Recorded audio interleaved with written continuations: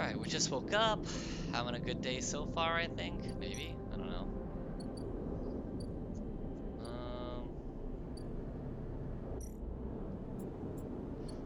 I wish I had better numbers.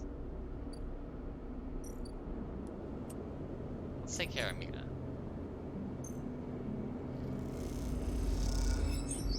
Hey, look at that. Gave us some energy back.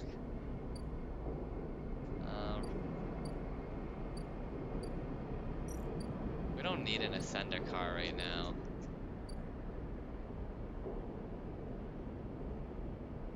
Let's see, what else could I do? Here, I'll do one here.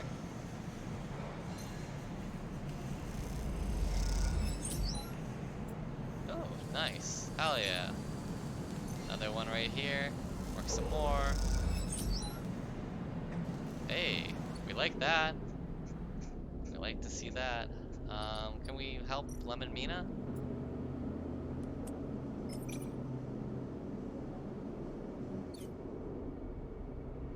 A one. What do I want to do with fucking one?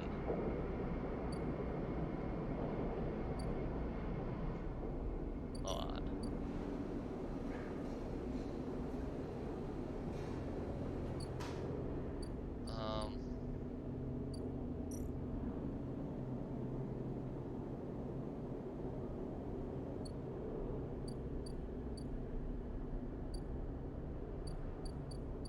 Here, why don't I... Well, why don't we check the bar?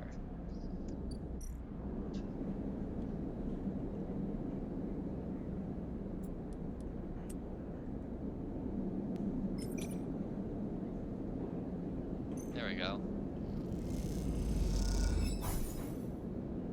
Ah! Alright. Making some work. We're working here. And we'll buy a fucking... Wait, where's the pharmacy? Oh, hello? What happened to my pharmacy?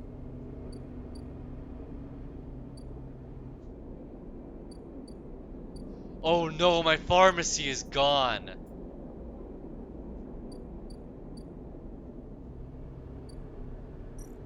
Because it's Yadigan! Oh no, that's awful. Okay, well that's bad. I just realized what just happened. I just lost my access to... That's not great.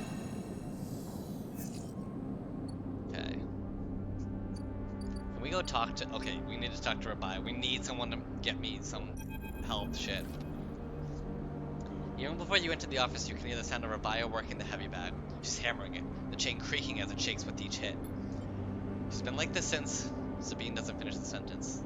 They're sitting on a stool, looking at the terminal in the corner, searching through the SNR data you pulled all those cycles ago.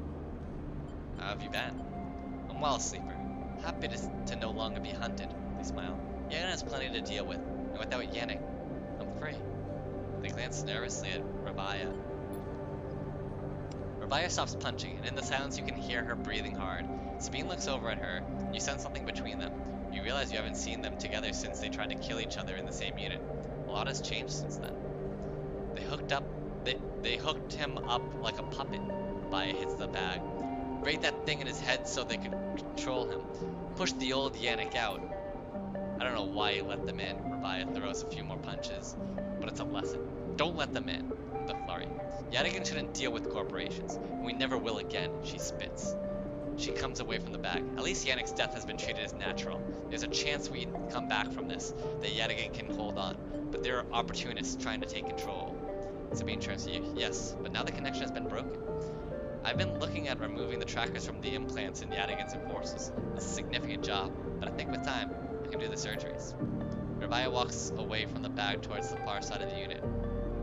Those surgeries will never happen if Yadigan collapses. She shouts back at Sabine.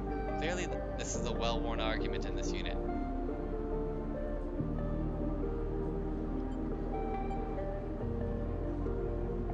What? Will Yadigan really collapse? I don't think so, no. Rabaya doesn't either. I look over at her. At least not when she's calm. What I understand now is that Yadigan can be something if we want it to be. Coming here from SNR, from the core worlds, all I saw was a gang, and with Yannick keeping me on a tight leash. They shudder. Rabaya believes, and I want to believe that. They look unsure. I also want to be done with SNR, but I doubt they're done with me. They glance away, rubbing their shoulders. Are you and Rabaya? Sabine fixes you with an eye. Yes, Sleeper. Isn't that obvious? They smile.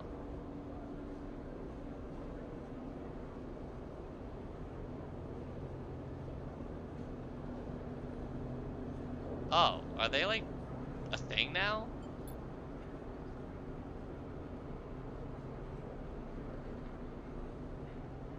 I've been wanting to say, Sabine begins nervously. I'm sorry I didn't tell you where I came from. I know I've apologized before, but I want to again. They pause. Properly. When I leaked the data on the sleeper program, it was to try to help people, like you. They grit their teeth. But after all the cycles here, being pushed down, pushed around, trying to survive, all that got away from me. So when you turned up, they sighed. It shook me up. They run a hand through their hair, but I ended up here, so they look at Rabaya. Oh, of course. They reached into a pocket and take out a handful of vials. These are the last of the case. You can have them. They drop them into your hands. After these last few, I don't know what we can do. With the SNR connection broken, they look down. But I know there are other ways. Repairs, other pharmaceuticals. I even heard there are labs out in on the Greenway. Perhaps they can help. They meet your eye. I'm sorry, I can't do more. Thank you for everything. They look away, their eyes bright with tears. Rabaya crosses back to you both, sits beside Sabine. They look at each other, and you can't help but smile at the idea of them together. What are you two plotting? Rabaya grins. Sabine laughs. The sound is a welcome one. You watch the two of them teasing each other and smile. Later, when you leave, you take the handful of vials out of your pocket and look at them. You still feel the core of anger, deep down inside. You don't know if it will ever leave. But SNR doesn't own you anymore. They can't, because this place, these people, own you. They are what make you get up every cycle, and they're what keeps you breathing.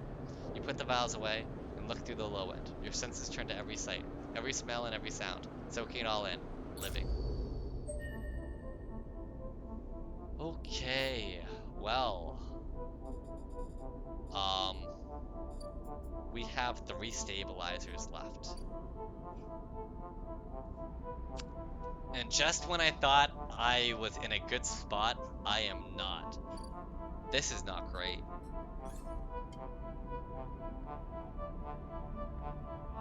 Okay, we're gonna start buying this skill because we need to start repairing our condition when it gets bad. I don't know how much that does, but we need to do something about this shit. Because this is bad. This is absolutely bad.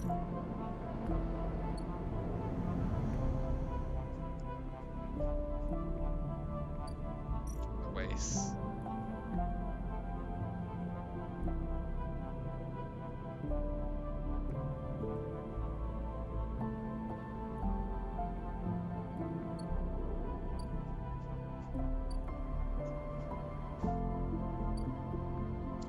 I think I can do the thingy now. So let's do the thingy. Let's do the thingy that. Let's help Fang. Let's put in a Ripper Worm.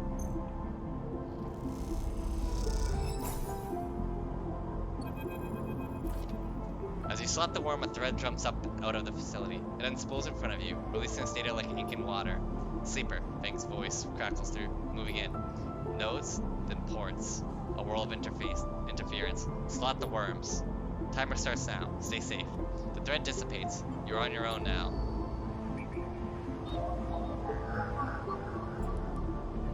Three. Bypass. Extract data. Okay, that one's unlocked. Ripper worm. Hey, look at that. So 2 more consects. 4 or 2. Well, we got a 4. Extract that data. I'd love to see it. Consect 1. 4, 3. Perfect. Bypass. Extract that data. Boom shakalaka. One more. There we go. Alright, what do we have here? Ooh. Alright. Bypass. Extract. Alright, we're gonna have to wait for the rest. But we don't have much time here. So it's absolutely critical that we do that as soon as possible.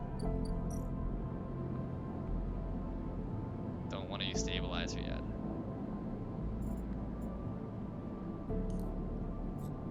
Let us use one right here and see how much that heals us for. One.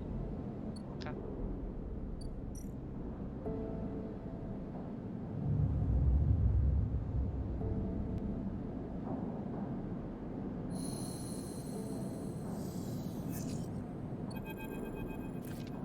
Sleeper, Morris is waiting for you on your way out. How have you been? Busy. I see. He nods. Well, get right to it. Bliss set me down. We scored another contract and she needs your help. That's the message. He pauses. Look, I know last time the payment didn't come through, but you did good work. Bliss knows that. It's no problem. Okay then, he pauses. She's doing her best, you know? I know. He nods. See you up there. Morris turns and strides off, leaving you in the corridor. Time to help Bliss, and maybe this time you think to yourself, it'll work out. Alright, let's see how long I have to help Bliss here.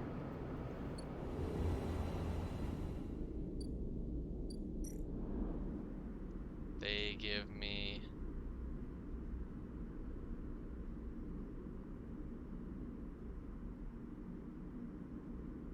Oh, wow.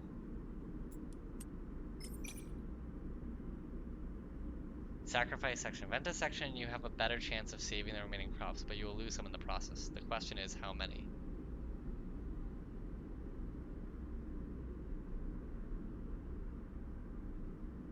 Start action.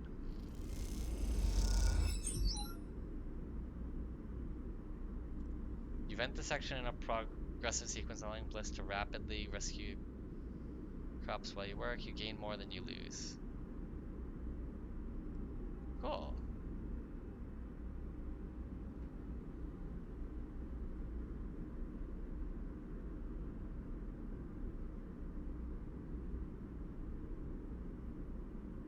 Okay.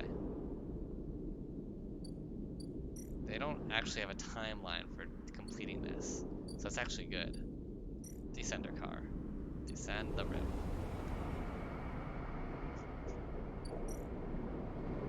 Across the greenway. Let's close our eyes. So a 6 or a 5 and 5 or a 3. Okay, so we don't have any of that. Dang. Really? Bypass, extract. We have to wait another day, I guess. Dang. No quota. Let's see, what can I do here? Where do we go?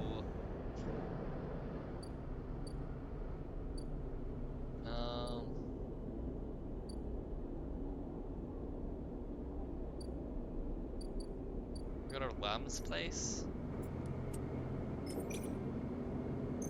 Let's see. Perfect, hell yeah. She's asleep, whispers Lem, creeping back out of the unit's tiny bedroom, sliding the door shut as he does. You are perched at a thin bar in the main room, and the slate in front of you still glowing with Mina and your drawings from a cycle spent together. There's a ring, the only world Mina has known, with stick figures standing around its edge. The tall one is you. Drink? Asks Lem, producing a worn-looking bottle of Garol from under the bar, its contents glowing amber in the fluorescent light. Sure. Lem nods and plugs a few fingers into a couple of metal tumblers, then sits down with you at the bar. Cheers, he offers, and you clink the metal containers together. You know, we actually have something to celebrate this time around. Lem gives you a sideways look. I made the assembly team on the side reel. He grins broadly. Clearly he has been desperate to tell you all cycle.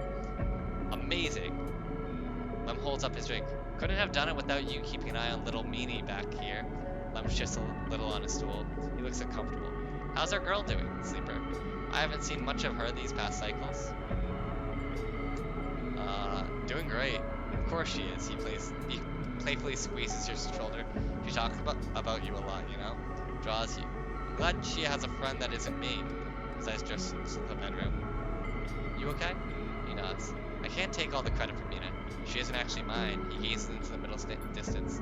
I pulled her off a refuge shuttle out of one of Ember's moons. The colony was falling apart for decades after Solum collapsed, surviving on next to nothing.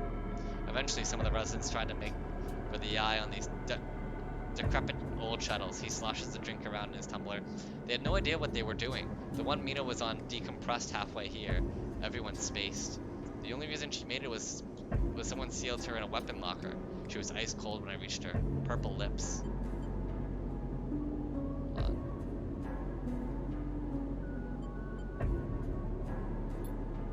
Once I picked her up, I wouldn't let go. The medics treated her with me still clinging to her. He takes a drink, still not sure why. He reaches over and refills his cup. We weren't exactly anyone's heroes, you understand? We were private military, hired in by Conway to protect their claims in the collapse. Once I got Mina, that was it. I quit. Got us dumped here. You saved her. I'm going to sound like an idiot now, but he sighs. She saved me. That's the truth of it. He looks around the decaying unit. It's stained plastic plating and flickering lights. Me? I brought her to this. She was tiny, too small to know what she was what she lost. But I can't stop thinking about it. He rubs his eyes, dark with tiredness. What if our number doesn't come up in the draw, Sleeper? What then? The side reel will sail off without a thought, leaving us here. What kind of life is that for her? You'll make it. Sorry, I know you don't have it any better. He looks at his cup and pushes it away down the bar. This is a celebration, right? Both of us on the team now? Both of us with the chance. Exactly. Imagine. All three of us riding in the side rail horizon out of here. To a new world. He looks into his glass for a moment. I think I drank this too fast, he laughs. Lem stands and starts to clear the glasses into the auto wash. I need some sleep, friend. See you around. Alright then, he catches your shoulder as you turn to leave. Thank you, Sleeper. I mean it, from the both of us. He pats you on your shoulder and you slip out into the dark of the walkway with thoughts of little Mina in your mind. Okay. Well, that's dangerous.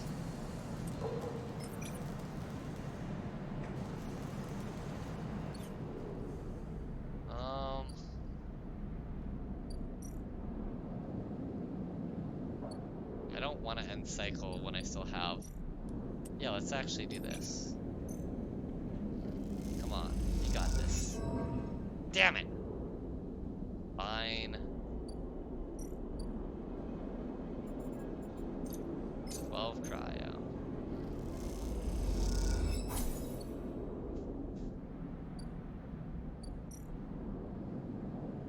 And cycle.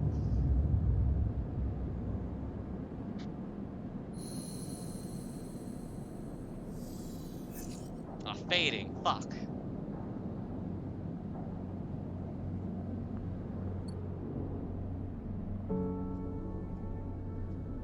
Okay. I forget what I need for the next, for crossing the Greenway. For this area here. Oh, it was a 5. And a 3. Okay, perfect. Bypass. Extract the data.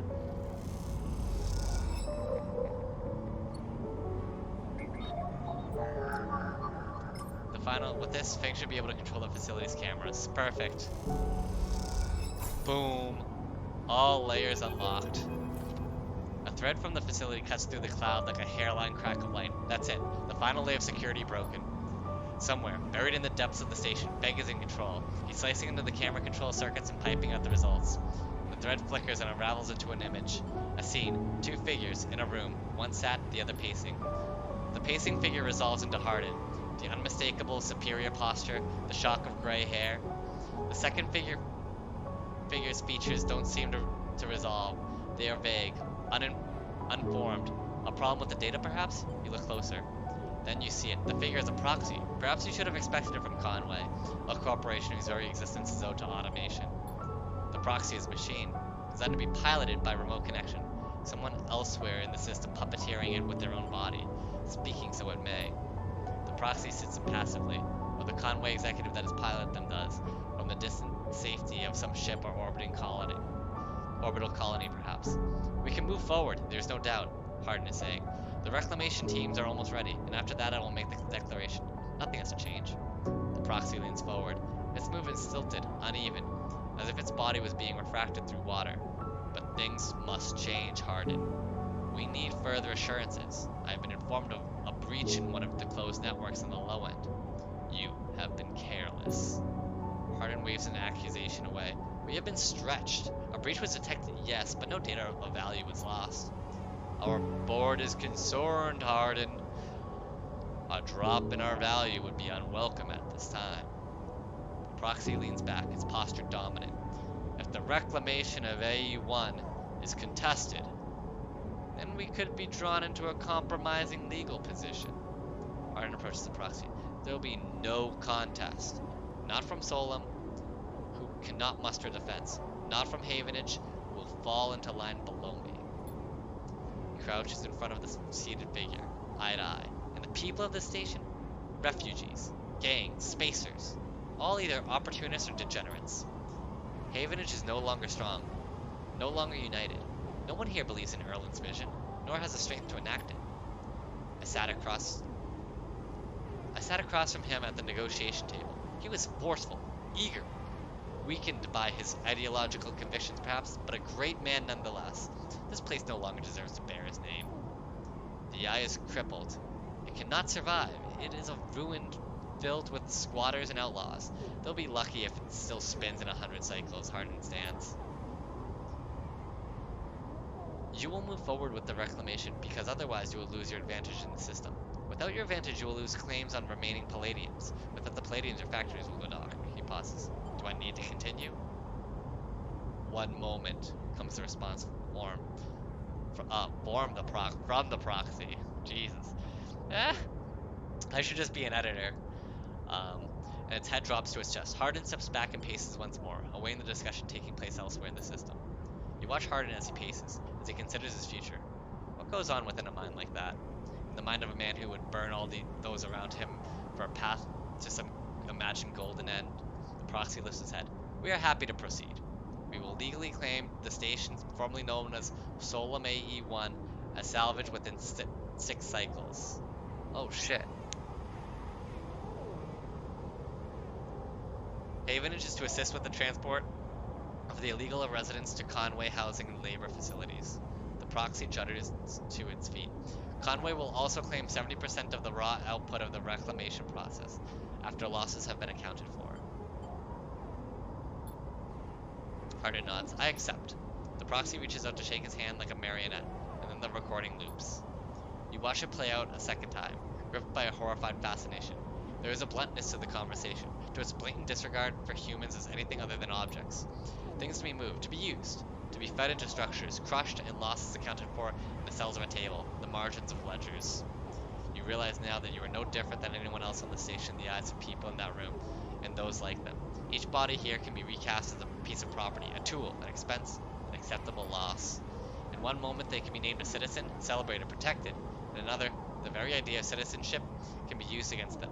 This is what it means to live in proximity to a system like this. No longer. Not while the eye spins. You gather the recording, pack it into a polygon of purest light.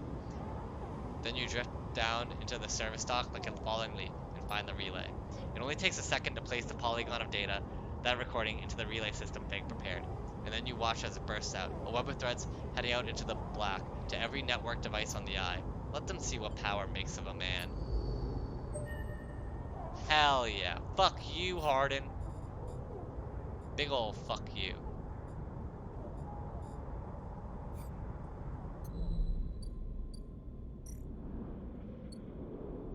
Now how many? We have another 2. Cool.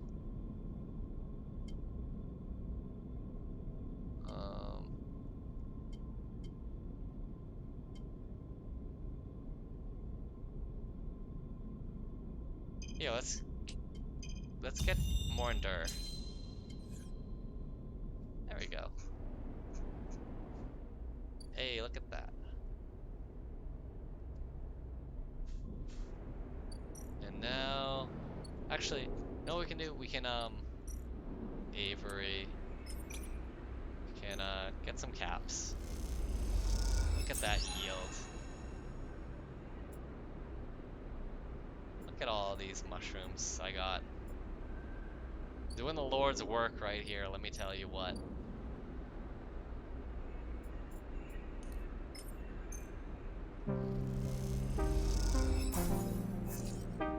A 2? You're gonna fucking give me a 2, you son of a bitch?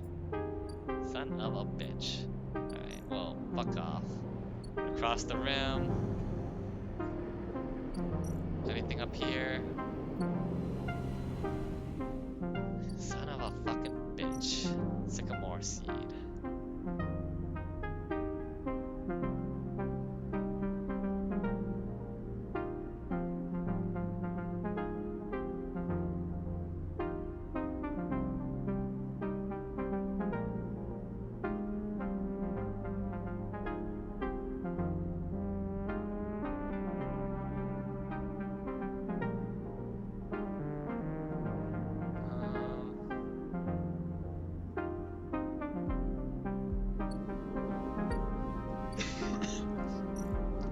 Sender car, let's go down. Here, let's do more work here.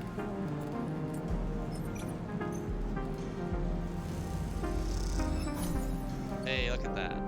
Doing the Lord's work. 2 days for Fang, I guess.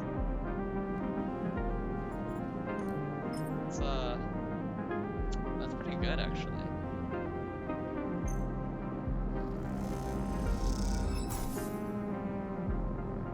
There we go. And cycle.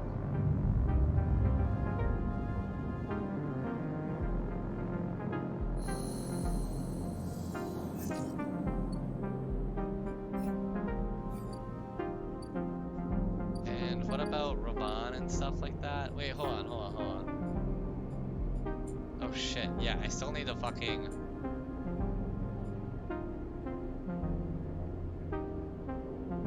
Oh, hold on 1 second. Is complete the repair jobs, okay. Okay, still gotta... Maybe I can do the seed and the distillery. Hold on. I don't know. Okay, hold on. I wonder if I can, Wow, that's actually a lot of fucking... Why does it feel like this is bigger than before? I don't fucking know. Alright, let's see.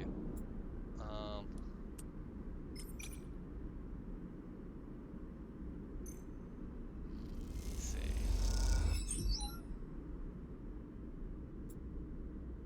Save it.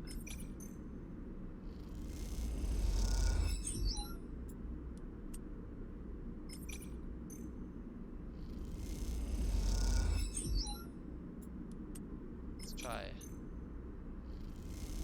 Boom. Hey, look at that. You and Bliss are floating in the bay's airlock, waiting for it to cycle. You pick a few leaves from your clothes as you wait. They float around the chamber as if carried by a lazy wind. Clean work. Bliss bows a little. Well, thank you, Sleeper. You didn't do so bad yourself. She checks her tool belt. Seems like we're getting into a good rhythm. The now familiar sequence of clunks and rattles sound out, and then the door hisses open.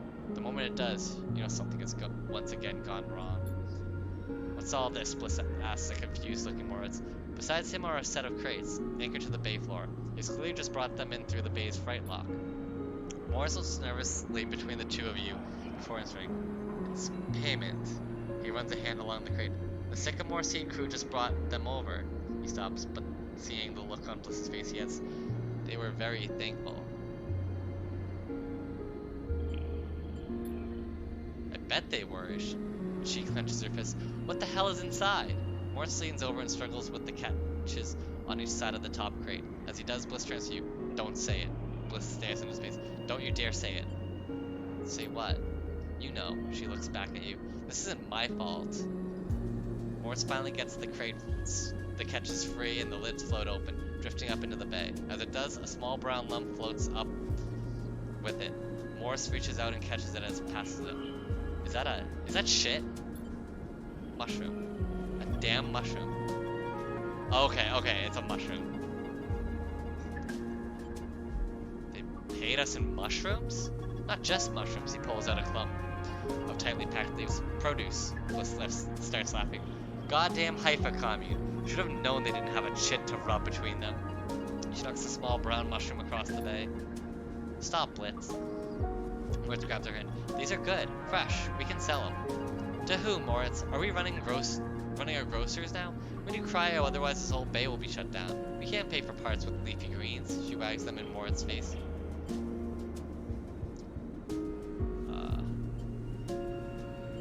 I can use them. Bliss raises an eyebrow. What, 4 whole crates? Even you can't be that hungry. You can take a few, but the rest we'll sell. She smiles for herself. Or at least Moritz will sell them, if he's so eager. Moritz closes up the crates and starts moving them. It isn't that bad, Bliss. It's a step in the right direction. He glances at you, looking for backup. We'll sell well. Bliss sighs. Looks like I went into business with a couple of wannabe farmers. She laughs. Prove me wrong then. Show me this is a windfall. She kicks away towards the new patch together terminal. Until then, I'll be working on how to keep this place open. Morris smells a thank you and goes back to moving the crates. Better be on your way too. Damn. Alright, so this operation has not been really great, but it is what it is, right? It's gonna have to fucking take it for what it is.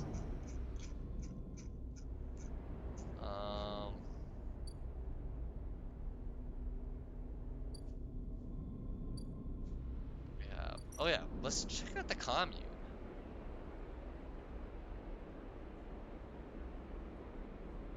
I mean, both are equal.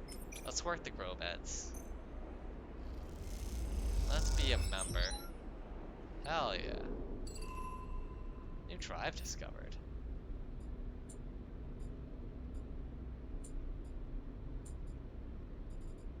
Join the fight. Oh, okay. Well, I guess we'll continue to do that.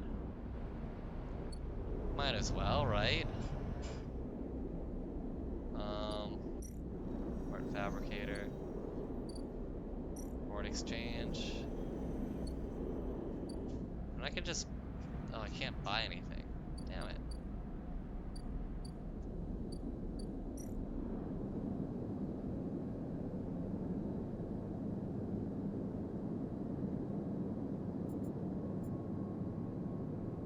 If I buy 32...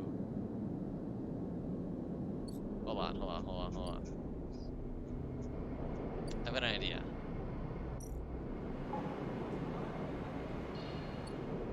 Where is the place that has imports? That's a repeatable action. I can sell a ship mine core for 150 caps. And then I can sell some of these for another 80. Wow, I am in money. I am in fucking money right now. And then I can just buy these two.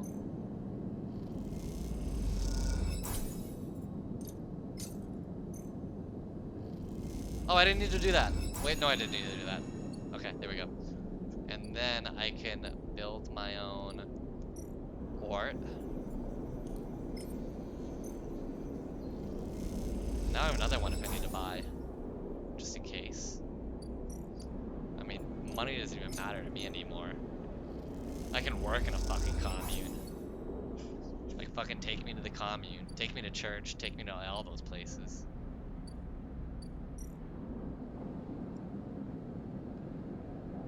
Alright.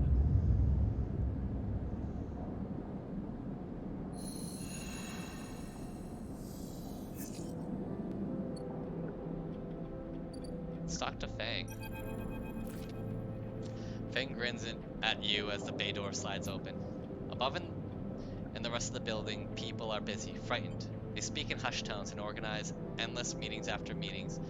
Havenage have avoided a full-blown crisis for now, but change is coming. Fang is in good spirits and bundles you inside before you even have the chance to greet him.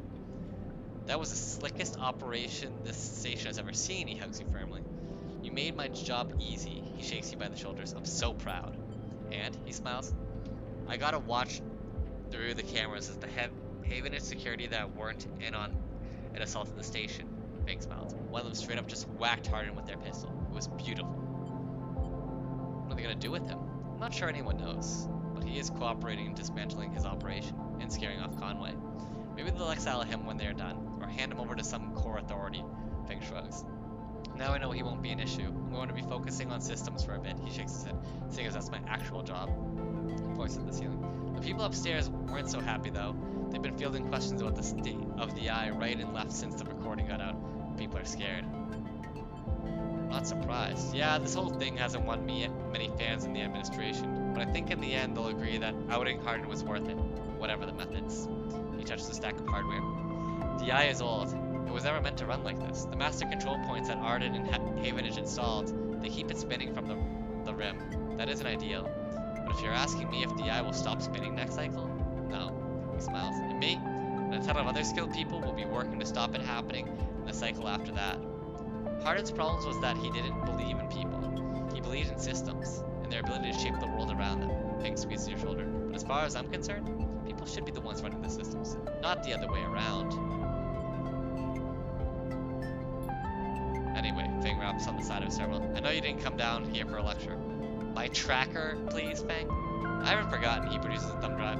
I managed to finish that code solution I showed you. It's a modified Ripper worm, one made to deactivate that tracker of yours. From the time since I got back, I added something extra.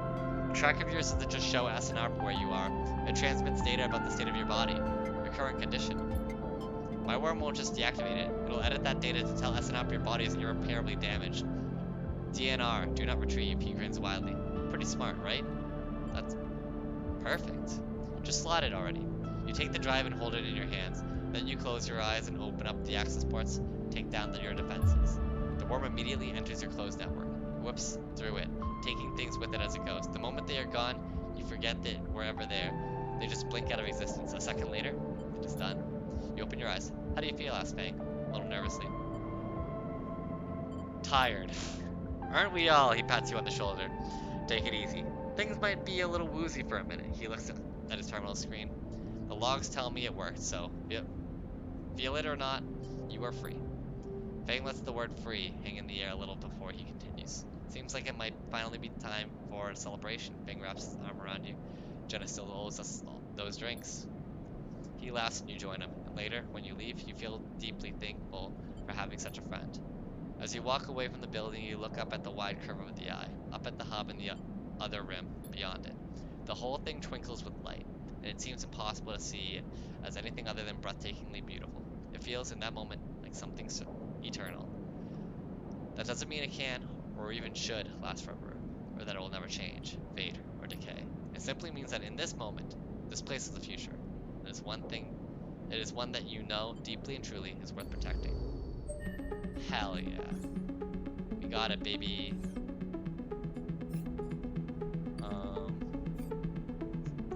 Doing the fucking Lord's work here.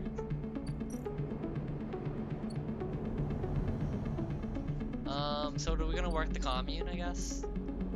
Might as well.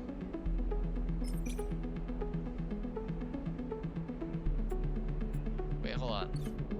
What is, Engage has a chance to give back energy. So let's engage, actually. Engaging is actually better. Hell yeah.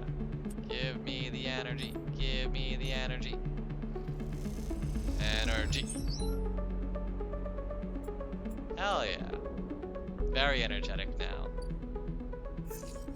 Oh, are you kidding me? Those are worse numbers.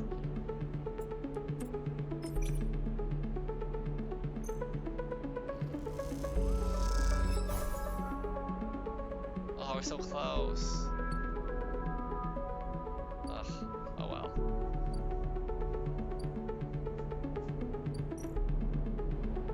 Let's cross the rim.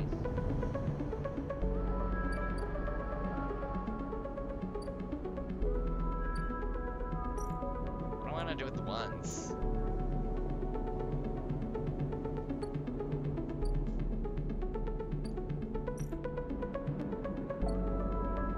Gotta wait 2 more cycles for more fucking bullshit.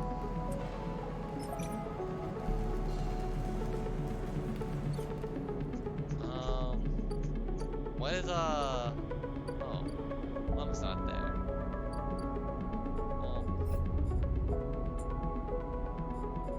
Tilla aid, bring mushrooms to the briar. We can in a bit, but just not right now. Let's do bar work. Damn it. Alright, let's run it back. We got this, baby. God damn it. Fuck, I suck. And cycle. And the fucking cycle.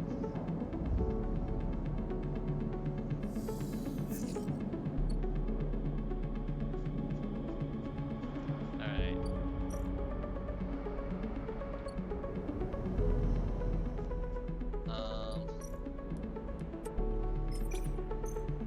There we go. Boom, we're a member. A dorm. Self-repair. With some engineering you can patch up your oh, it's a place I can... they let me have a room. That's cool. That's actually nice. That's very nice of them. I'm glad. Rico. Head of Haifa Botany. You head down to the Haifa compound following a blue painted line that is labeled laboratories. The members you are assigned to work with told you they'd asked to see you, but you still have no idea about what. No idea what about. Line takes you to a blue door. Through it to a glass roof chamber where a network of stems and leaves filter the sunlight coming through the ceiling, casting the whole chamber in a strange yellow-green. Peaceful, isn't it? Distracted by the green, you miss the woman standing at a lab bench, camouflaged by the dappled light. Welcome to my sanctuary, she smiles. Come, let's talk, she says, and beckons you closer. Who are you? Of course, my apologies, she offers a hand to shake. I'm Rico. I run the botany program at Haifa. Botany program? Yes, the plants in the Greenway are vital to Haifa's continued existence. It's important we understand them.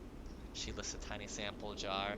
Yellow spores dance inside. Haifa lives off the land of the Greenway. It's what allows us to live like we do. No one here pays or is paid. We sleep here. We feed each other. We work for each other. Rico walks away from the bench and waves for you to follow. She opens a small door and leads you down a glass corridor surrounded by vivid green. All this, she says, gesturing at the overgrowth. It's a kind of miracle. She looks at you with bright eyes. What do you think usually happens to plants on stations like this when they are abandoned? They die? Eventually, yes. They cannot live without intervention. She leads you at the crossroads. But here, they endure. She smiles herself. Actually, no. They thrive. You look at the bright tendrils wrapped around the metal frames of the corridor. They look dominant, strong, like they are taking control of this place. Rico continues. Of course, Solom tried to create a stable biosphere here, patchworking the surface with gardens and algae tanks that feed into a network of microbial reclamation systems. But the Greenway was always envisioned as extractive, a place from which the harvest is removed and sold to those living on the station, not a closed loop. For this reason, when the collapse came, the Greenway should have gone with it. Erlen himself was so convinced of it that his first colony never even came here to try to reclaim. The Eye instead relied on outside favors and influences, shipments from the inner systems, and small-scale agriculture systems like kelp and fungal farm stacks. And yet here we are, among growth and decay, a biosphere flourishing.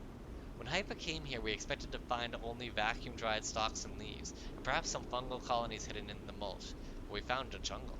With this, Rico hits a button on the wall and leads you through a large pair of double doors into a huge, impossible chamber. Sorry. It is every kind of green, from the pale algae tanks to the dark veins that surround them. It is wet too, a rarity on the Eye. Condensation clouds that light from the highest glass roof and gathers on the shiny, broad leaves of shrubs. Did you do this? She smiles. Oh no, not me. Rico turns to you, visibly excited by the room you're both standing in. It doesn't make sense, but in many ways the system is stabilized. Unlike the farm stacks closer to the gap, who need input to survive their meager output, this place runs itself. Perhaps Solum managed something new here. Perhaps they tweaked the plants or built new systems buried deep below us. Or perhaps their collapse caused some fortunate cascade, an unlikely chemical reaction within the biosphere. That's what I'd like you to help me find out, she turns to you, her forehead wet with dew. Me? Yes, you. Rico sits on a railing. These halls run deep, Sleeper, and I'm getting old. She stamps her foot on the metal grating of the walkway. Whatever is causing this is to be found in the grooves deep in the greenway. Haifa won't spare anyone for an expedition. It's too dangerous, unnecessary, they say. I can make the case, but I can... Wait, don't I have like a fucking gardener? I have a seed. Oh, I think I'm gonna have to give these seed. This is definitely part of that quest line. I will make the case, but I can't get the votes. You sleepers are hardly beings. I know that much, and you can speak to the eye. Uncover secrets in ways I never can. She holds out an arm so you can help her stand. Bring me samples, spores, seeds, and blooms, and I can grow them in the lab and study them. The deeper they are found, the better. I will try. Thank you. Thank you for listening. Rika leads back out the huge chamber and up through the passages. She's a little slower now and stumbles on the steps. You help her where you can. It's good to have new blood in the commune. Many of us have been here a long time, and few come through, though. She settles back to her bench in the lab, stretching her legs. You go to leave. Come back if you find something, Sleeper, she calls. There are discoveries to be made. You follow the blue line back up out of the compound, all the time thinking of that impossible magical green.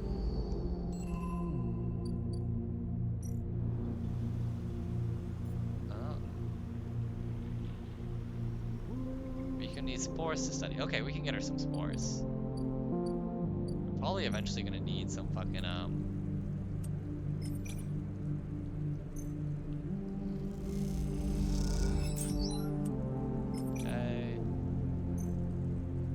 spores. Here you go, bitch.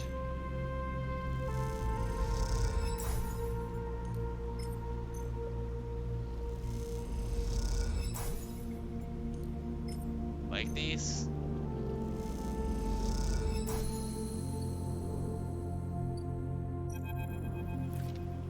Sleeper, Rico greets you without so much as looking up from her work. I have some of yours here. Come see. She beckons you over to a heavyweight-looking console, wired to a series of specimen jars, some which contain your spores. What does it say? The spores you have here are a real cocktail, a selection of types from within the grove, but I've been able to isolate a few. She taps one of the specimen jars. Here we have Tricholoma matsutake. Riku breezes through the Latin and Japanese pronunciation, as if it was I did not breeze through it.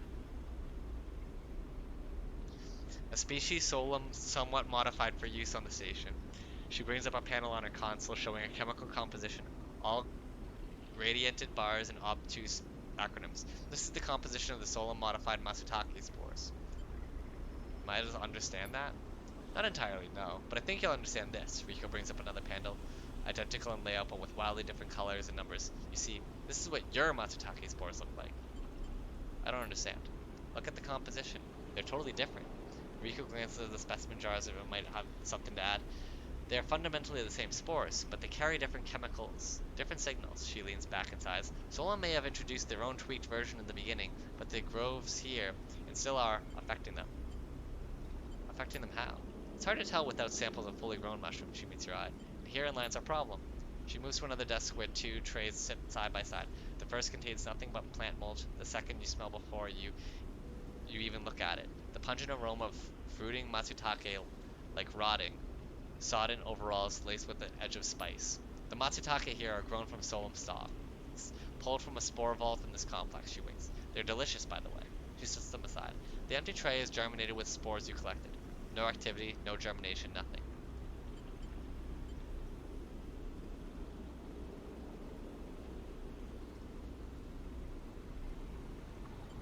But the groves are full. Yes, they are. Riku looks at you directly, and you suddenly realize how much she is enjoying this. So here's a puzzle, Sleeper. Spores from the groves won't grow in the labs. but gathering fruiting bodies from the grows is too unpredictable. We need to grow a fruiting body from some of these spores so we can track it, understand it. In short, I need you to become my mushroom farmer. Actually, I already started. Rico looks at us. Well, an eager mycologist. I'd never have any guess. I assumed you set yourself up in the aviary? I've been eyeing that place for its proximity to the... I mean, like, we're mushroom fucking traders, my guy, my girl. Bring me whatever grows, not just Matsutake. There's more than a couple variants in there, so I'll need plenty of samples. She plucks a Matsutake cap from the tray. These little things are reflections of their conditions. Their smell, their taste, their chemistry. It all derives from the conditions of their growth. She smells the cap. Enough of these and we'll have a picture of what is happening here. Of the ways in which this biosphere is modifying itself. Or being modified. Whichever the case may be. Riku pops the Matsutake cap into her mouth, taking you by surprise. And don't worry, Sleeper, she says while softly chewing. If this turns out to be a dead end, I'll make sure that not a single mushroom will go to waste. I mean, that's fine. We can give you shit. There is a Matsutake sample.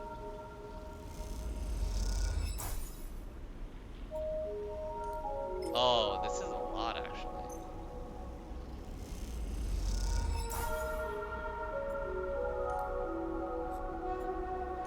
We'll give you a bunch of Garol samples.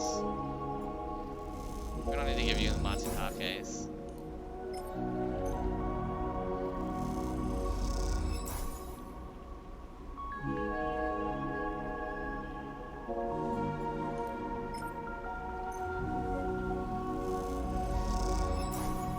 And one more. Damn, we're fucking killing this quest line right now. Riku meets you at the entrance to the lab, leaning on her crutch with a glint in her eye. Walk with me, Sleeper. I'd like to tell you a story. She makes her way down the corridor that leads up towards the main commune building. When people first crossed what we called the Founders Gap into the Greenway, they did so against the wishes of Andre Erlin. At the time, Erlin was trying to stabilize the Union and establish control over the Yai in the wake of Solemn's collapse. It was chaos. Competing factions, failing systems, so many dead and injured from the riots. That was his priority. Just trying to see a place. Listen. You both crossed through a glass-roofed tunnel, the greenway outside the crowded, with vines and branches dabbling the light. Erlin had written the greenway off, cut off from the rest of the station and linked to a broken spoke. He claimed it was only a matter of time before everything there would die. He refused to let anyone abandon their duty in the Union and cross. They were traitors to the cause, or as good as. Riku continues making her slow but steady way into the inner gardens of the commune. There weren't many of us, but we believed what was here was worth saving. We had to keep our plan secret until we crossed, and some of us left people behind. She paused to catch her breath, her voice cracking. It is difficult to know if from effort or emotion. What we found was a disaster, nothing like what you see here. Half of the greenway was leaking oxygen into space, the plants flash frozen. The other half was a swamp of mulch, or decaying matter clogged every system. We worked hard, we lost good people, we cleaned up and closed up, but it was never going to be enough. After many, many cycles, we all knew this place was doomed, and we kept on working, talking less and less, because we couldn't face it.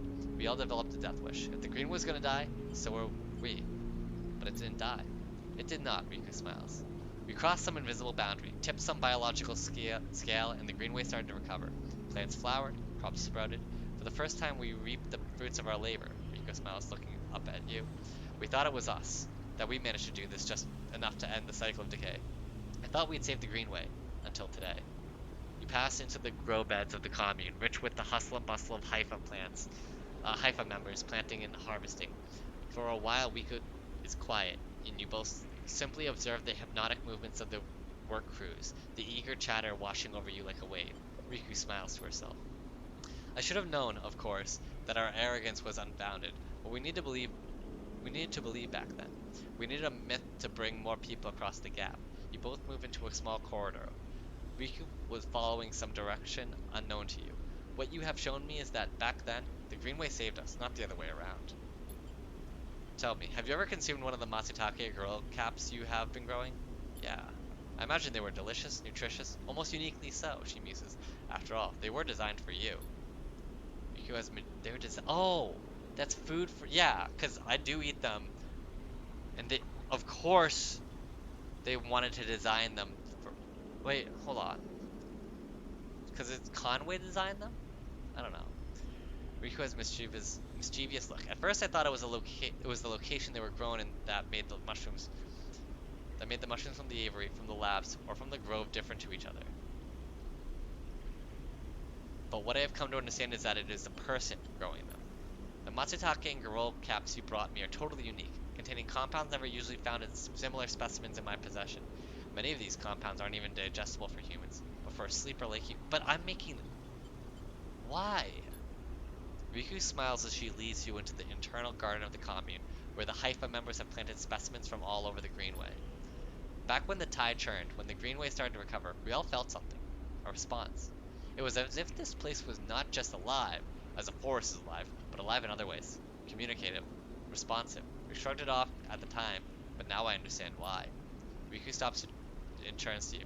This place is responding to us, adapting itself to us. It's growing fruiting bodies for you, for me. It is adapting, changing. It is, in short, displaying all the signs of sentience. The Greenway is sentient. Perhaps not the Greenway, but the ecosystem itself, or something within it. Riku sits on a bench in the peaceful gardens and gestures to you to join her. When you have been growing the Garous in the Matsutake and the aviary, those species so similar to the Greenway, have you discovered any others? Yes. Riku can barely contain her excitement. I should like to see those. Please bring some next time you're here. You look around the garden, amazed at the sense of peace within it. Riku interrupts the silence. There's a species of mushroom that I haven't seen in years. It is dark, short, and shaped like a club. Club head? We first found it in those early days when we were working to save the place. It was around that time that we started to lose our first members. They were succumbing to some infection, some mold growing deep in the dark mulch that drowned this place. At that point, we thought we were lost, and then those mushrooms emerged from the same black mold. We tested them and saw that they contained the same compounds that counteracted the mold. They contained an antidote. Of course, as a botanist, I saw this as part of the natural process of this ecosystem, even if the timescale seemed absurdly short. What I'm wondering is if that antidote was a gift, because Riku meets your eyes. Perhaps if you are patient, you will receive your gift too, Sleeper. You both sit for a while, Riku seemingly done telling stories for today. You watch the light playing off the leaves and plants around you and wonder what forces could be at play in this place. After a while, you stand and leave, with a quiet nod to Riku, leaving her to our memories. Oh shit. So yeah, okay, well, I think I'm gonna finish off this quest line all in one fucking day. But, we'll save that for next time.